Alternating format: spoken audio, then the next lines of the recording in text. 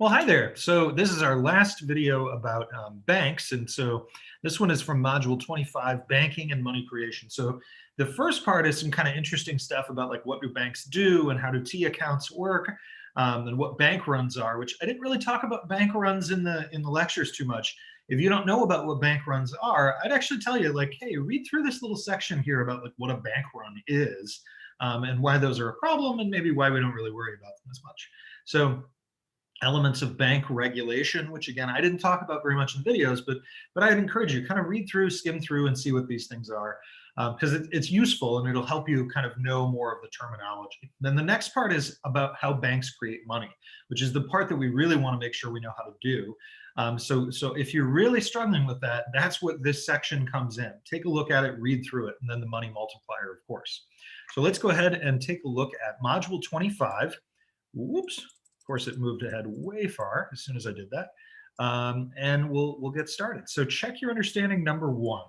Says, suppose you're a depositor at First Street Bank. Okay, a depositor at First Street Bank. Where's my bank? Check your understanding number one. You hear a rumor that the bank has suffered serious losses on its loans. Every depositor knows the rumor isn't true, but each thinks that most other depositors believe the rumor. Why, in the absence of deposit insurance, would this lead to a bank run? Well, because you'd want to withdraw your money. So if bank goes bankrupt, you don't lose it all. That's the idea of a bank run. So as we kind of talked about in the T accounts discussion, it was that, if the bank has more liabilities than assets, then the bank is bankrupt and they can't pay all their depositors. And realistically, they don't have all of the deposited money in the vault, that they've loaned it out. So they don't have enough to give everybody. And in the absence of any deposit insurance, if you show up and they don't have any, you get nothing. Your money is gone. And you can imagine why before the era of kind of more bank regulation, that would be really traumatizing for people who put their money in a bank and then it was all lost. How does deposit insurance change that? Well, with deposit insurance, you don't have to fear losses, because the government will insure your deposits. That's the idea.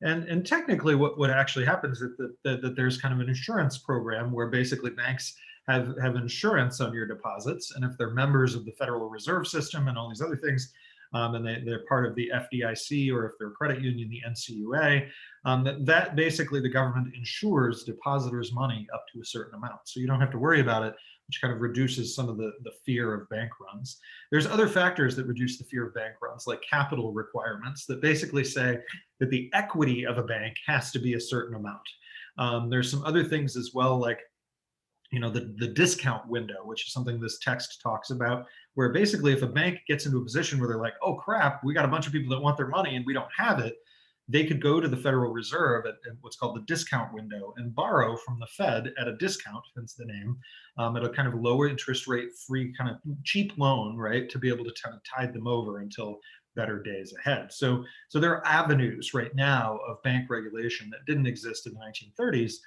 that caused a lot of these kind of problems. So, all right, question number two says, a con artist has a great idea. He'll open a bank without investing any capital, lend all the deposits at high interest rates to real estate developers. The real estate market booms, the loans are repaid, he makes high profits. If the market busts, the loans don't get repaid, the bank fails, but he doesn't lose any of his own money. How would modern bank regulation frustrate the scheme? So capital requirements, which basically say that a minimum amount of assets to deposits have to be held. There's also reserve requirements, right? So he can't lend it all out. So another one would be reserve requirements, and that's a ratio of, I can't write today, ratio of reserve cash to demand deposits. I mean, there's a whole host of other things. It's not that easy to start a bank. Like the banking regulations of this country are kind of labyrinthine, so I think it would be somewhat difficult for any con artist to actually do that. Number 3, assume that total reserves are equal to 200 and total checkable bank deposits are equal to 1,000. Okay. Also assume that the public doesn't hold any currency. Banks don't hold any excess reserves. Suppose the required reserve ratio falls from 10 to 20%. Trace out how this leads to an expansion in bank deposits. So if they had, they had no excess reserves before, so they'd already loaned it all out. So this is saying now, that previously, we'll just kind of write what they had. Previously, they had $200 in required reserves, right? And now they have $100 in required reserves and $100 in excess reserves. Okay, because as soon as that percentage drops from, 20 to 10, they no longer have to keep all 200. They can loan out that 100. So that turns into loans of 100 times the money multiplier, and that's 1 over the reserve ratio, so that's equal to 10. So therefore, we would say that there's an increase of $1,000 out there. Now this is kind of a tricky part here, because of this money, that 100 was already in the money supply, and so the total amount of deposits would go up by 1,000, in the sense that well, it wouldn't include this 100 either way, because the 100 was already there. So actually, minus 100. So it's actually an increase of 900. I was trying to determine for myself in my head, like, did we already count this 100 as part of the bank deposits? And we did, because it was just existing there already. It actually tells us total checkable deposits were already there. So this money was already deposited. It's just, it like magically went from being required to now excess. And so that, that's why we're going to subtract it out and say the total amount of increase is the 900 instead of the 1,000. Okay, let's take a look at number 4. Silas deposits 1,000 in cash into First Street Bank. Assume the required reserve is 10. Assume that each recipient keeps half the loan in cash and deposits the rest. Trace out the expansion of the money supply through at least 3 rounds of deposits. So this is going to be, I don't really want to do this. All right, so we'll say total deposits, new deposits.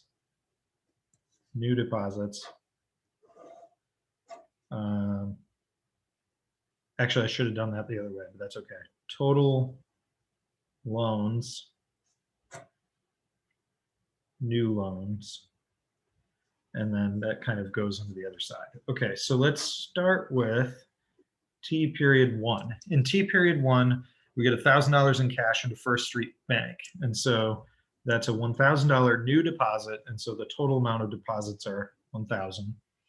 Of that, the bank can loan out 90%, but it says that the recipient of the bank loan keeps half in cash and deposits the rest. So they loan out 900, right? But the amount that gets deposited is half of that. So in T period 2, the new deposit is only 450. And that's because it's half of this new loan. So that means the total deposits is now 1,450. Then the bank can loan out 90% of this, and that's, so 10% of this is 45, so they can loan out $405. 405, and so that's the new loan amount, and that means the total loans are 1,305. And remember, half of that gets redeposited in T period 3, so half of that is $202.50, 202.50. And that gets added to the total deposits. So we say 1,652.50. And then the bank can loan out 90% of this. And I'm lazy, so I'm just going to say they can loan out $180, because that's about as close as we're going to get with doing it in my head. So 1485. And I think that that's really what it is. So the expansion of the money supply, right? You know, if Silas deposited 1,000, the current expansion is 1652. What we can kind of say there from that is that, you know, that there's been at least an expansion of $652.50. But in addition, you know, that's just bank deposits. What we didn't actually track was the total amount of the change in the money supply, because the amount that we're reserving in half over here is actually still part of the money supply. This is kind of a wackadoo problem. You're not going to see something this kind of strange on an exam, but I think it is kind of helpful to kind of walk through some of it. So, all right, let's move on. Multiple choice, and I also don't like doing all that math. Bank reserves include which of the following? What a good question. First, currency and bank vaults. Well, that counts because that's money that the bank could, in theory, you know, they could loan it out, or that they're just basically holding it back. That's the idea of a bank reserve. It's money held in reserve. Bank deposits held in accounts at the Federal Reserve, hence the name Federal Reserve, that they are the reserve bank that holds the money in reserve for other banks. So that's also true. Customer deposits in bank checking accounts are not counted as bank reserves. Customer deposits are liabilities. Remember, those are things that the banks owe to their depositors. And not all of the amount that they're holding as a deposit is actually going to be held in reserve. Some of it will be lent out. So the correct answer here is 1 and 2 only, and that's D.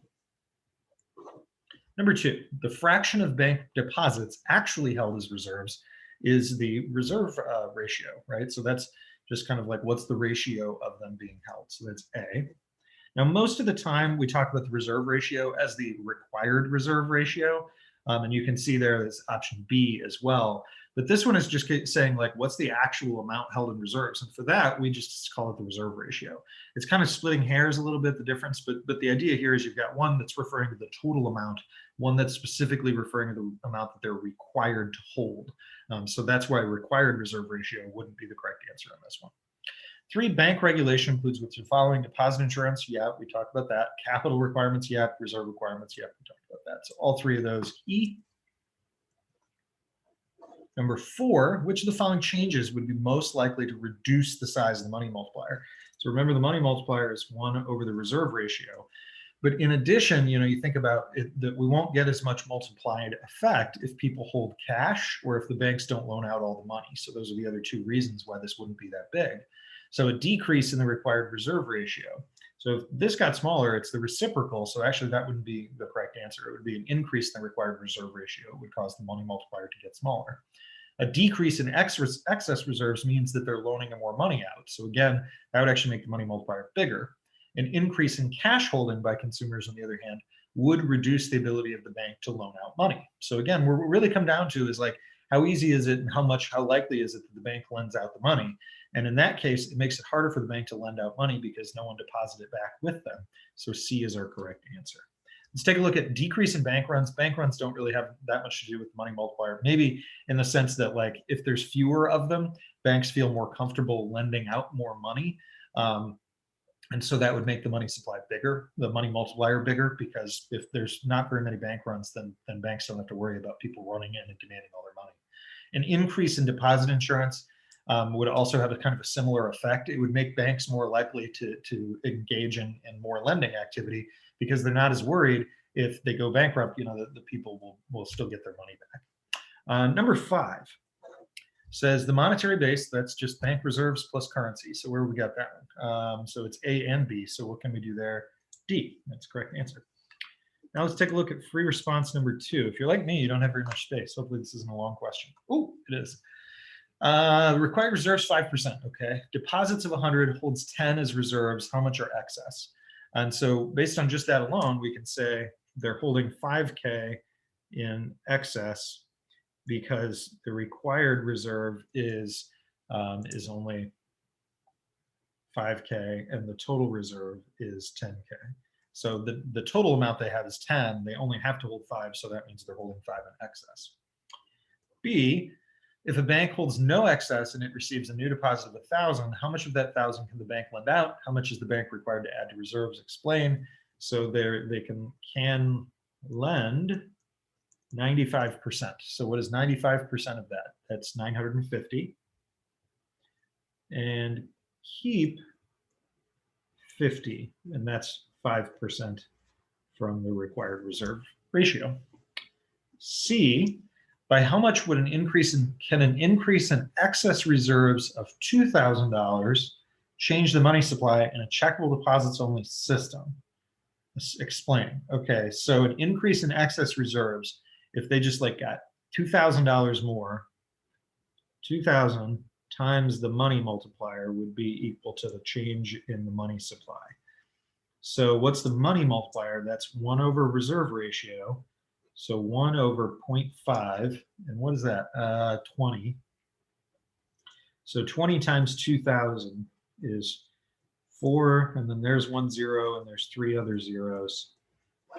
$40,000. All right. Hopefully that helped you. See you next time.